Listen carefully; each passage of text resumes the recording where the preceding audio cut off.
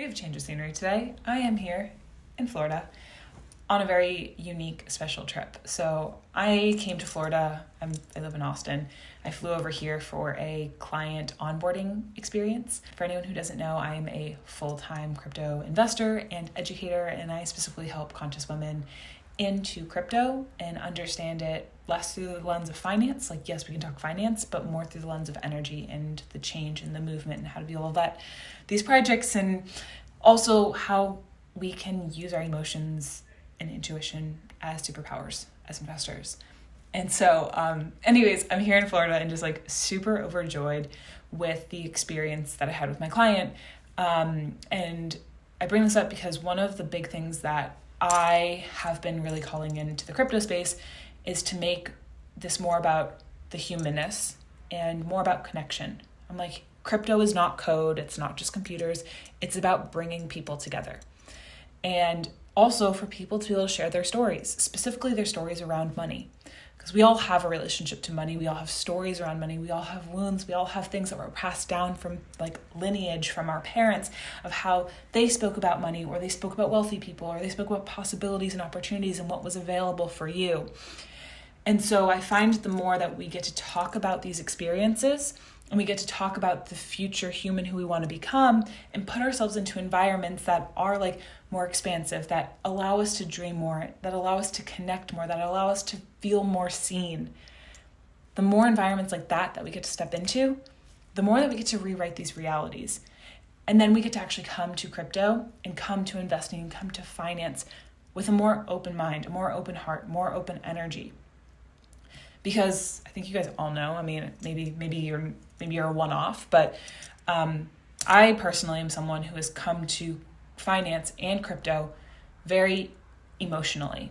And like, I definitely, I have to admit, like, when emotions come up for me, my go-to response is avoidance.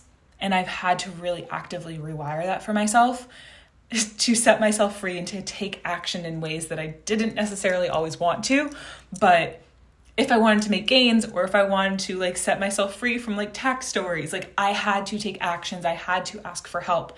And so I find that as a crypto investor and as a human who also is building big wealth and has big dreams for themselves, if emotions are something that stand in the way for you and may seem a little daunting at times, there's a way that we can learn to befriend them and understand them, and then set ourselves free from them. To be like, oh, I see you. I love you. Okay, thanks so much for being there. What did you teach me about myself? And so anyways, I have found this to be true for a lot of my clients, and I have found this true to be very, very true for myself. Of course, like attracts like. But the more that we can speak to our emotions, we can speak to the things that scare us a little bit, the more that we can lean into the future of what we actually want to create and who we are actually becoming. And so anyways, I share this too because I'm calling in more in-person experiences. I'm calling in more spaces more that are filled with connection and more nourishment, and more spaces where we're all able to rewrite our relationship to abundance, to money, to the future that we are creating, to living in decentralized worlds, and everything else that comes on in between. So my question for you is, who are you wanting to become? Like, what is that relationship to money, that story that you have and you hold? Describe it in like presently. And also in the next breath. What is that version of yourself that you are becoming? Who is she or he? What do you stand for? How does money feel for you? How does investing feel for you? How do you manage big money? How do you manage talking about money? What is that like for you? Okay, that is all I have for today. And Whitney Magic, thank you so much for being here. I'm just so in love with life right now. I love what I do in every way. I cannot believe this is my life. So thanks for being here. I'll catch you again tomorrow.